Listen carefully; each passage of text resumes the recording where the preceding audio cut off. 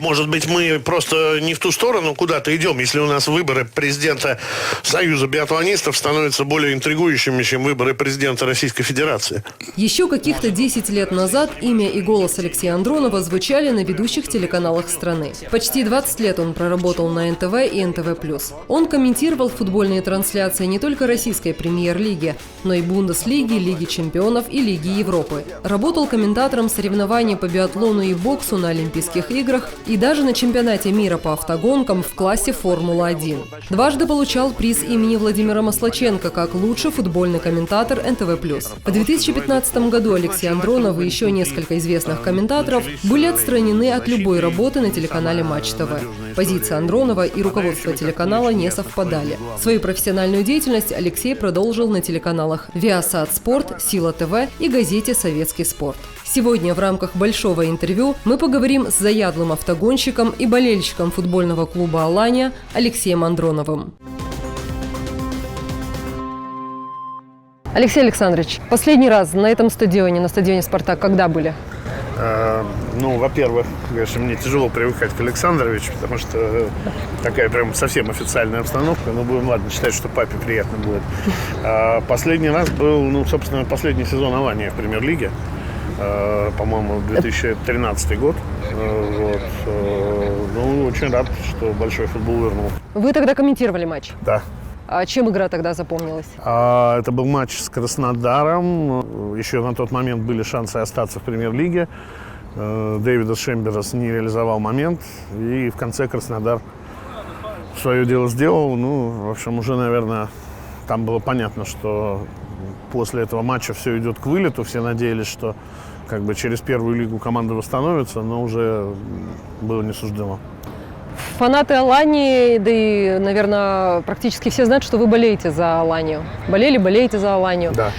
Почему именно «Алания»? Нет, это все очень просто. У меня семья по линии отца родом из Осетии, поэтому такой вопрос вообще не стоял, когда еще даже не «Алания», а тогда «Спартак» Владикавказ еще в высшей лиге чемпионата Союза появился, поэтому, конечно, переживал.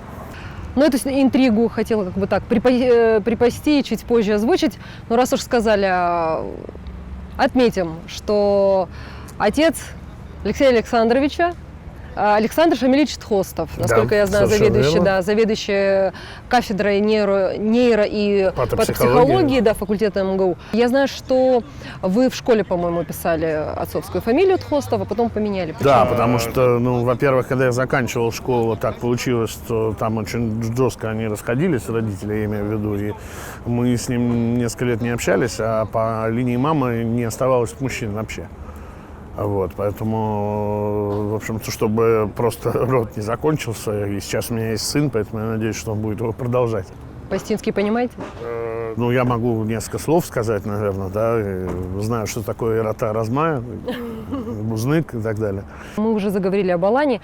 «Алания» давно уже не в высшем дивизионе, но тем не менее здесь, в Осетии, любители спорта, именно любители футбола с теплом вспоминают те времена, когда еще местный клуб бился за лидирующие позиции. В чем феномен футбола? Все дело в том, что «Алания» и, наверное, еще одно такое же воспоминание из 90-х, это «Ротор» волгоградский. Это были команды, где люди ходили прежде всего на своих игроков, а не на соперников. Неважно, там «Спартак» приехал, ЦСКА или ХАМАС. Я помню, стадион бывал битком на матчах с достаточно слабыми соперниками. Сейчас немножко другое время. Сейчас, наверное, у нас только «Спартак», «Зенит» и «Краснодар» этим отличаются, что именно приходят смотреть на своих. И даже не так важно, я думаю, что сейчас «Алания» там во второй лиге, сегодня все равно люди придут посмотреть, что эта молодежь может на фоне одной из сильнейших команд страны.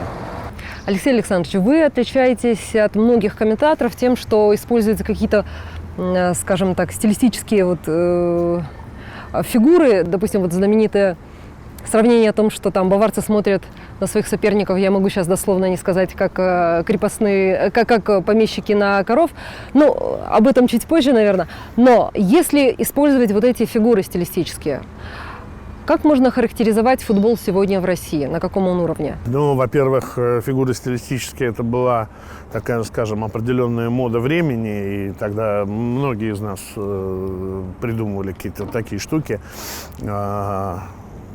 заря спутникового телевидения, и все было гораздо проще, чем сейчас. Да? Сейчас уже такое почти не представишь в эфире. Футбол в России, ну, мне кажется, что он на распутье на определенном находится, потому что, с одной стороны, прошел чемпионат мира, эффект от него так быстро выпаривается. И то, что построено много хороших новых арен, ну, вот ситуация в Саранске выглядит совершенно абсурдной сейчас. Там Мордовия сегодня тоже играет кубковый матч, но она не хочет играть на новом стадионе. Я думаю, что ближайшие 2-3 года определят, куда пойдет российский футбол, и хотелось бы, чтобы все-таки у него появилось поколение так называемых детей чемпионата мира, которые увлеклись футболом и сейчас там начинают свой путь в детских школах. Что делать, чтобы российских футболистов, может быть, даже звезд, было больше? В принципе, у нас сейчас есть набор неплохих молодых игроков. Есть Саша Головин, который не побоялся поехать в Европу и вот только что там выдал феерический матч. Но самое главное не терять их на вот этом большом пути, потому что большие зарплаты, большое внимание, все тот же лимит, о котором постоянно говорят, все это так или иначе, но немного развращает их. Деньги портят футболистов? Ну, конечно. Ну, а как иначе, если мы видим вот примеры Кокорина и Мамаева, что это естественные деньги, вседозволенность, поэтому здесь нужно... Это беда не только футбола, это беда многих видов спорта, просто футбол, может быть, на каком-то совсем гламурном находится положении, поэтому здесь это слишком заметно, я бы так сказал. У меня сосед когда-то в юности играл в юношеской сборной «Динамо Тбилиси», вот, но, к сожалению, решил оставить футбол, потому что тогда мало платили. Вот, и он часто говорит, что сейчас не хватает идеи. Наверное, футбол в этом смысле отражение общества, потому что обществу тоже не всегда хватает идеи. Но все равно сейчас молодежь немножко другая, даже не та, что была 15-20 лет назад. Они иначе относятся к понятию спортивный режим. Они понимают, что футбол – это такой хороший шанс пробиться в люди, а самое главное, на них он свалился не неожиданно откуда-то сверху, как это было в 90-е годы, вот, на людей не совсем подготовленных. Поэтому мне кажется, что футболисты будут появляться. Другой вопрос, что вот как они будут развиваться и как бы их не потерять на этом длинном пути. То есть нужно создать какие-то условия для того, чтобы их не потерять? Нужно обстановку, атмосферу создать соответствующую. В рамках локальных клубов, например, Краснодару там уже это удалось, хотя там и был скандал недавно, и там ругались по поводу контракта со своим молодым нападающим. ЦСКА близок к этому. То есть тут все в каждом, я думаю, случае отдельная история, потому что, с другой стороны, мы все равно видим пример, как непонятно куда исчезают деньги, выделяемые на футбол, какие-то странные легионеры приезжают.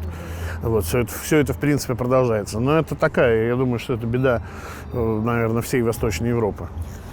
Потому что все эти футболы, все они вышли из социалистического строя со всеми своими плюсами и минусами.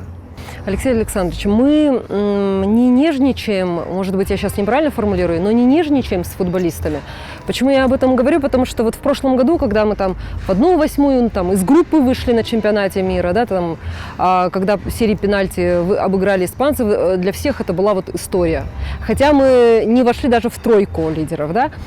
Но при этом... Чемпионат мира у нас никто никогда не входил в тройку лидеров. Такое. Сборная СССР занимала четвертое место, да. Мира, да. Но, и к чему я говорю, и в советское время, и сейчас были и есть виды спорта, где недопустимо даже второе место, даже там серебряная медаль. Почему я об этом говорю? Потому что вот недавно проходил чемпионат мира по вольной борьбе, где сборная России заняла первое место. Было бы странно.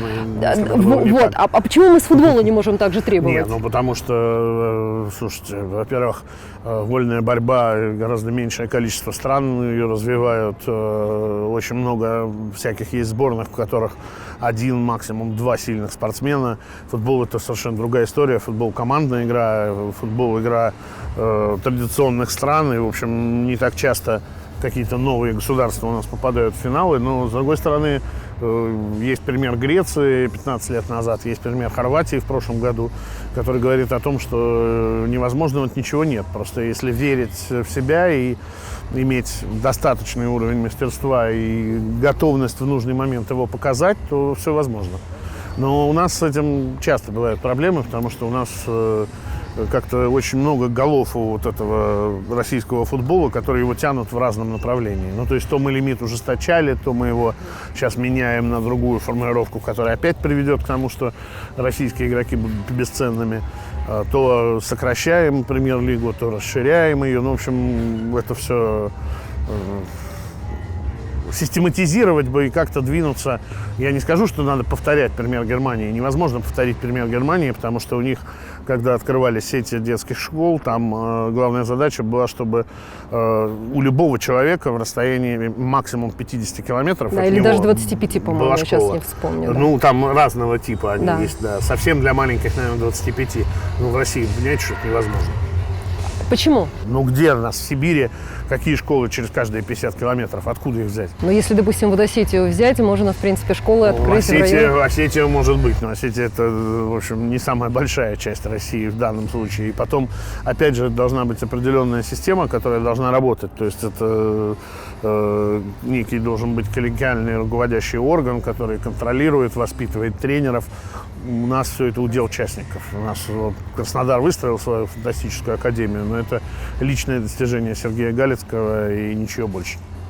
Вы специализировались на немецкой Бундеслиге. Почему именно немецкий футбол? Ну, я в разные годы на разных специализировался. На самом деле я начинал на НТВ+ с английского футбола, потом испанский, только потом появилась Германия. Ну, дело все в том, что просто благодаря Владикавказу, в том числе это случилось, здесь в 93-м году приезжала сюда Дортмундская Боруссия. Я был на матче, когда, по-моему, 1050 было на игре, так по моим прикидкам, потому что на всех лестницах, во всех проходах были люди. Вот, я очень хорошо помню вот этот бар, который здесь слева от входа.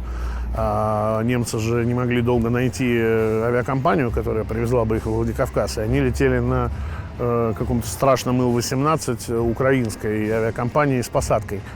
Вот. И ну, какая-то возникла там задержка, заминка с их отъездом в аэропорт. Времена все-таки не самые еще были спокойные. Вот. И мы с руководителями Боруссии вот там в баре были. Они же не могут объяснить. Они говорят, попроси нам пиво, чтобы налили. Ну, я попросил, налили. Вот так пообщались, поболтали. И на следующий год я съездил на месяц к ним. Ну, это не стажировка, а, можно так сказать, экскурсия. Вот. И увидел вообще нечто, что в России себе невозможно было представить. То есть вот эти ревущие стадионы огромные. И футбол в виде абсолютно национальной идеи.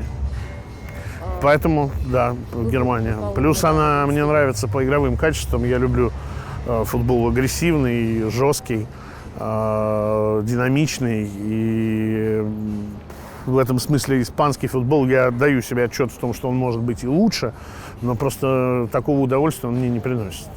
Ну, я тут с вами солидарна, поэтому спорить даже не посмею. Был период, по-моему, даже сейчас, здесь у нас, в Осетии, звучит мнение, что наш регион может стать кузницей футболистов. Это говорят для чего? Для того, чтобы просто вот приятно сделать болельщикам, или все-таки есть шансы? Ну, смотрите, я могу привести два примера. Один очень далекий, другой максимально близкий. Уругвай. Он практически не развивает никакие игровые виды спорта, кроме футбола. Появилась там какая-то регбийная команда, но это дети богатых родителей, которые сами по себе, и вот развитие именно как массового спорта ничего, кроме футбола, нет, потому что они считают, что футбол – это их история, у всех есть там свои виды спорта, у них футбол. Ну, примерно то же самое в Литве, например, с баскетболом. Вот. Близкий пример – это Грузия, которая здесь в нескольких десятках километров, и которая тоже всегда считалась кузницей футболистов. Что объединяет, мне кажется, действительно, не так, наверное, интересно здешним мальчишкам волейбол, гандбол, ну, я о хоккее вообще не говорю, потому что это вряд ли тут вообще существует. Вот. Поэтому, естественно... На любительском уровне, да. Нет, ну, на любительском, да. Понятно, да. Еще там... Понятно, что основная масса детей все равно грезит футболом, потому что он самый доступный. Ну, и, в общем, это надо сохранять, потому что какие еще виды спорта? Борьба, это понятно. Тяжелая атлетика, наверное, что еще? можно Ну, выделить. вот единоборство сейчас в последнее время набирает вот эту какую-то популярность. Да, потому что Мурат бои. Дасиев, да, тоже привлекает к себе большое внимание. Вот. Но из игровых только футбол.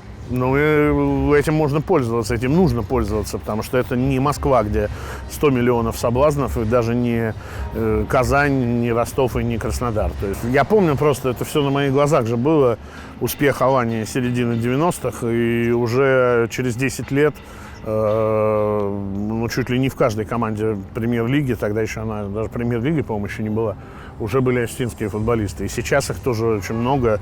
Там можно говорить об уровнях, там спорить. Есть Загоев, понятное дело. Есть там вот Сослан Таказов, которого вообще буквально недавно все увидели в этом сезоне. Но все равно их достаточно. И это результат успехов той Алании. Поэтому если нынешняя команда сможет, ну, о чемпионстве нет смысла пока рассуждать, но хотя бы так привлечь публику на стадион, а детей на полянке и площадке, я думаю, что результат будет. И все. Ну, наверное, еще дополнительно нужно условия создать для детей, потому что, вот несмотря на то, что, в принципе, я же говорю, Алания давно не в высшем дивизионе, но, тем не менее, я знаю целую армию ребят, которые ходят на футбол и с удовольствием там продолжили бы карьеру. И, естественно, у них есть потенциал. Конечно, так я думаю, что если серьезно клуб возвращается, то, естественно, и детский футбол тоже будет частью этого возвращения. Потому что даже несмотря на то, что официально, я так понимаю, у Алании нет задачи выйти в ФНЛ в этом году, но, я думаю, второй год подряд играть, по сути, на чемпионат Северокавказского федерального округа ей не захочется. Поэтому она постарается побороться до конца. Ну а дальше, так сказать, шаг за шагом. Алексей Александрович, я вот очень часто слышу от журналистов, да и не от журналистов, ребят, которые хотят стать комментаторами, обозревателями спортивными. Да, это вот такая мечта. С каким багажом знаний, в принципе, должен обладать? Не, ну я, наверное, не самый лучший для этого пример, хотя, чтобы рассказывать, хотя я сейчас работаю и комментатором, и в газете вернулся как бы к тому, с чего когда-то начинал. Ну, прежде всего, нужно любить это дело, то есть оно должно естественным образом в тебе находиться. Как говорили, любили тренеры говорить, особенно в 90-е, футбол в тебе, а не ты в футболе. Вы как-то в одном интервью говорили, что комментаторы должны быть индивидуальностью. В них должно быть что-то, да. Что такого должно быть в человеке, чтобы он отличался вот от этой общей массы? Ну, человека должны узнавать. То есть, если ты уже там несколько лет в обойме комментируешь, а каждый раз у людей возникает вопрос, а кто это там сидит и чего рассказывает, то это значит, что тебе индивидуальности этой как раз не хватает. И нам просто очень сильно повезло, потому что мне вообще повезло с этим дважды, потому что когда рассыпался Союз, и я как раз заканчивал школу, вдруг появилась вместо одной спортивной газеты и одного еженедельника по выходным выходящего, вдруг появилось сразу несколько изданий разноформатных, и, соответственно, это и рабочие места, и возможность, так сказать, творчески развиваться. Вот. А потом образовался ТВ+, спортивный канал, тоже там много всего было, и сразу пошли трансляции, тоже много комментаторов. То есть вот эта вспышка такая активности, она меня 2 раза, так сказать, поднимала и выносила, можно даже сказать, куда-то. Сейчас сложнее с этим, потому что сейчас у нас канал «Монополист». Мне кажется, что немножко бесшабашные. Там вот любят люди критиковать 90-е, но это, как говорится, кто что запомнил и вынес из них. Вот. Если кто-то помнит только торговлю водкой с рук возле станции метро в Москве, то это, наверное, его проблемы. На самом деле эмоций и в спорте, и в футболе в частности было гораздо больше, а сейчас он такой более застегнутый на все пуговицы. Это не всегда хорошо, на самом деле. Бывают какие-то заготовочки у комментаторов, которые они могут так как бы так... Я вот могу сейчас пример сразу привести, почему это не всегда хорошо. Он, правда, из хоккея, но очень показательный. В Северной Америке есть такой господин Керри, знаменитый канадский журналист, который вечно в каких-то диких совершенно пиджаках и галстуках. Вот, и очень любит сказануть так, чтобы вся планета обсуждала это на следующий день. И вот он команду Каролина Харрикейнс назвал бандой придурков. На следующем матче на стадионе, на сиденьях, вместо названия команды уже было написано слово «придурки». И все, пошло по всем социальным сетям, майки, огромное количество вот символики. Вот это, ну, вроде как такое его хулиганство, да, и у нас бы этого не поняли. Ну, кто бы это ни сказал, там, даже самый заслуженный ветеран. А там это все идет на популяризацию и на создание атмосферы веселья вокруг спорта. Она обязательно нужна. Я помню, я была в 11 классе, по-моему, какой-то очередной матч. У меня братья смотрели, как раз комментировали вы. И я даже не вспомню, кто там играл, но я запомнила очень хорошо. Вы что-то сказали, и братья говорят: Андронов в ударе. Были ситуации, когда вот какое-то чувство неловкости, может быть, испытывали за сказанное, или, может быть, и не точно сформулированное, или всегда все? Нет, ну, бывает, конечно, по-разному. Это так же, как у, я не знаю, у фигуриста не может быть двух одинаковых выступлений, в футболе не может быть двух одинаковых матчей.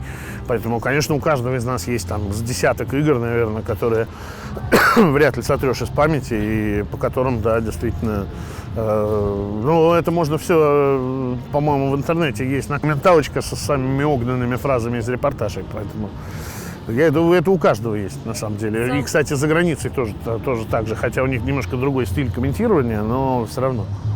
Самый удачный матч, который вы откомментировали замечательно, и наоборот? Мне тяжело так говорить, я прям самым удачным. Вот он запомнился, он для вас был каким-то таким эмоциональным. Финал Евро 2000 года, Франция-Италия, конечно, запомнился.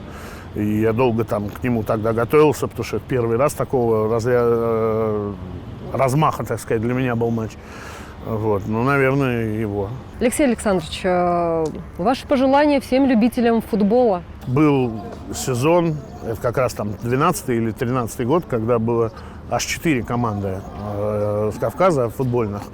В связи с чем я и Алане желаю возрождения и продвижения, потому что здесь футбол – это социальная функция, это не просто какой-то там аттракцион. Вот у нас сейчас может так получиться, что в следующем сезоне 7 команд премьер-лиги из 16 будут представлять Москву. Если выйдут Торпедо, Химки и Чертаново, то все. То есть у нас будет чемпионат Москвы и там какой-то еще набор, да, провинций. И на самом деле сколько похоронено футбольных клубов за последние 15-20 лет. Куча регионов, где вообще футбола нет, и Северная Осетия была среди них. Ну, такого футбола настоящего, который куда-то бы двигал людей. Вот. Поэтому я желаю, чтобы стадион отреставрировали, насколько я знаю, будут сносить фасад весь, но верю, что новый будет не хуже, и команда заиграет на том уровне, которого хочет народ. Как когда-то, выиграв чемпионат, Газаев же сказал, что там были вопросы, пустит ли УЕФА сюда Лигу чемпионов. Он сказал в эфире, это у нас было на НТВ, он сказал: вы просто не понимаете, если в Владикавказе люди не увидят Лигу чемпионов, они сметут этот стадион и вообще все, что касается футбола здесь. Вот, поэтому дай бог, чтобы вот эти времена вернулись. В общем, чтобы плохие времена никогда не повторялись, а хорошие, наоборот, приходили. Спасибо большое, Алексей Александрович. Желаю вам удачи. Спасибо за интересную беседу. Спасибо большое. Спасибо.